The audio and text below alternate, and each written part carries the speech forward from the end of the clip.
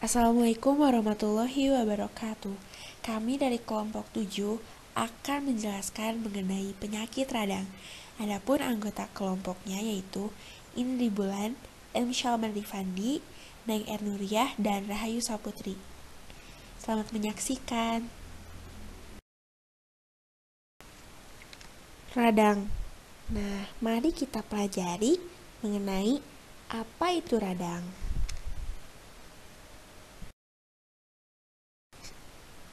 Radang atau inflamasi adalah respon dari suatu organisme terhadap patogen dan alterasi mekanis dalam jaringan, berupa rangkaian reaksi yang terjadi pada tempat jaringan yang mengalami cedera, seperti karena terbakar atau terinfeksi. Radang merupakan salah satu dari respon utama sistem kekebalan terhadap infeksi dan iritasi.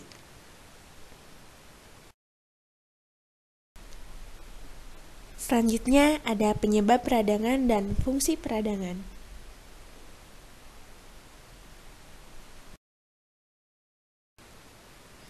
Selanjutnya ada penyebab peradangan.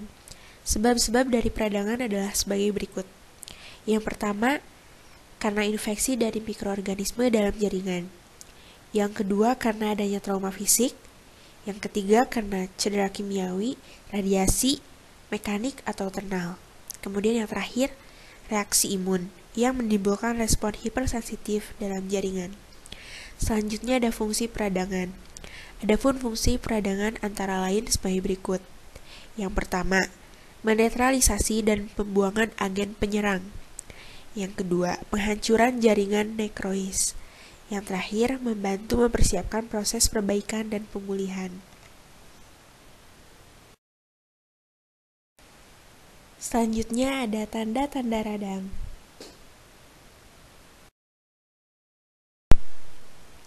Tanda-tanda radang. Pertama, ada rubor atau kemerahan. Rubor merupakan hal pertama yang terlihat pada daerah peradangan. Waktu reaksi peradangan mulai timbul, maka arteriol yang mensuplai daerah tersebut melebar. Dengan lebih banyak, darah mengalir ke dalam mikrosirkulasi lokal. Kapiler-kapiler yang sebelumnya kosong atau sebagian saja yang meregang, dengan cepat terisi penuh dengan darah. Keadaan ini dinamakan hiperemia atau kongesti, menyebabkan warna merah lokal karena peradangan akut. Yang kedua ada kalor atau panas. Pada daerah peradangan pada kulit menjadi lebih panas dari sekelilingnya, sebab daerah yang disalurkan tubuh ke permukaan daerah yang terkena lebih banyak daripada yang disalurkan ke daerah normal.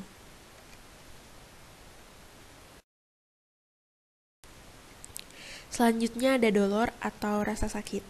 Perubahan pH lokal atau konsentrasi lokal ion-ion tertentu dapat merangsang ujung-ujung saraf.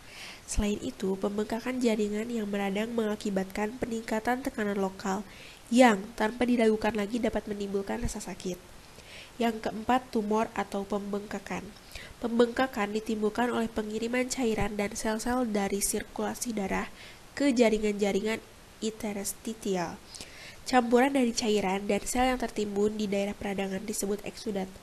Pada keadaan ini reaksi peradangan sebagian besar. Yang kelima ada fungsi laesa. Perubahan fungsi adalah reaksi yang mudah dimengerti, sebab ada bagian tubuh yang bengkak, panas, dan nyeri sehingga sulit untuk menjalankan fungsinya.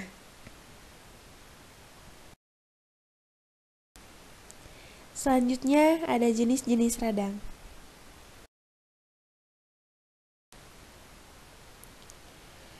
Radang kataral. Radang kataral terbentuk di atas permukaan membran mukosa yang terdapat sel-sel yang dapat mensekresi musin. Eksudat musin yang paling banyak dikenal adalah PAK yang menyertai banyak infeksi pernafasan di bagian atas. Yang kedua ada radang pseudomembran. Pseudomembran terbentuk di atas permukaan selaput lendir yang ditandai dengan pembentukan eksudat berupa lapisan selaput superficial, mengandung agen penyebab, endapan fibrin, sel-sel nekrotik aktif, dan sel-sel darah putih radang. Radang membranosa sering dijumpai dalam orofaring, trakea, bronkus, dan traktus gastrointestinal. Yang ketiga ada ulkus. Ulkus terjadi bila bagian permukaan jaringan hilang, sementara jaringan sekitarnya meradang. Contohnya sariawan. Contoh di bawah ini ada contoh ulkus pada kaki. Dan yang keempat ada abses. Abses adalah berupa lubang yang terisi nanah dalam jaringan, contohnya bisul. Di bawah ini ada contoh gambar bisul. Yang kelima ada radang purulen. Radang purulen terjadi akibat infeksi bakteri, terdapat pada cedera aseptik, dan dapat terjadi di mana-mana pada tubuh yang jaringannya telah menjadi nekrotik. Di bawah ini ada contoh gambar dari radang purulen. Selanjutnya ada flegmon. Flegmon merupakan radang purulen yang meluas secara diffus pada jaringan. Nah, terdapat juga gambar dari flegmon. Yang terakhir ada radang supuratif. Radang supuratif adalah radang yang menimbulkan nekrosis lukuaktif. Nekrosis lukuaktif adalah jaringan nekrosis yang sedikit demi sedikit mencair akibat enzim. Infeksi supuratif lokal disebabkan oleh banyak macam bakteri yang secara kolektif diberi nama piogen atau pembentukan nanah. Perbedaan penting antara radang supuratif dan radang purulen bahwa pada radang supuratif terjadi nekrosis lukuaktif pada jaringan dasar.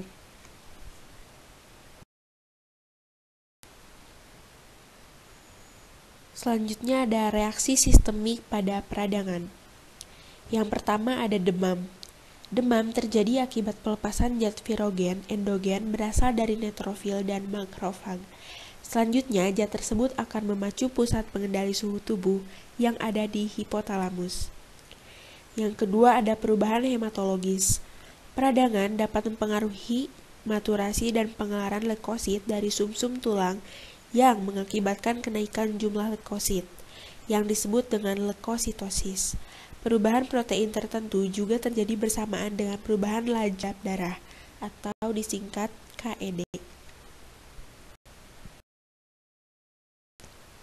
Gejala konstitusional. Pada cedera yang hebat, terjadi perubahan metabolisme dan endokrin yang menyolok. Reaksi peradangan lokal sering diiringi oleh berbagai gejala konstitusional yang berupa malaise, anoreksia, atau tidak ada nafsu makan dan ketidakmampuan melakukan sesuatu yang beratnya beda, bahkan sampai tidak berdaya melakukan apapun.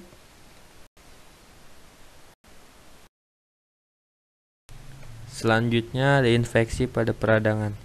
Infeksi adalah proses invasif oleh mikroorganisme dan berkembang di dalam tubuh yang menyebabkan sakit. Infeksi adalah invasi mikroorganisme dalam jaringan tubuh yang menimbulkan cedera seluler setempat. Mikroorganisme penyebab infeksi sebagai berikut. 1. Bakteri. Organisme ini dapat melepaskan racun penyebab penyakit. E. coli adalah salah satu contoh jenis bakteri yang menyebabkan infeksi saluran kemih. 2. Virus. Organisme ini menyerang sel dalam tubuh. HIV adalah salah satu contoh jenis virus yang menyebabkan penyakit HIV atau AIDS. 3. Jamur. Dermatophytes adalah salah satu contoh jenis jamur yang juga menjadi penyebab kutu air. Jamur ini dapat berkembang biak dengan cepat di lingkungan bersuhu hangat dan lembab. 4. Parasit. Parasit hidup dengan bergantung pada organisme lain. Plasmodium adalah salah satu contoh jenis parasit yang bergantung hidup di nyamuk dan menjadi penyebab malaria. Sekian penjelasan mengenai penyakit radang dari kelompok kami. Terima kasih. Wassalamualaikum warahmatullahi wabarakatuh.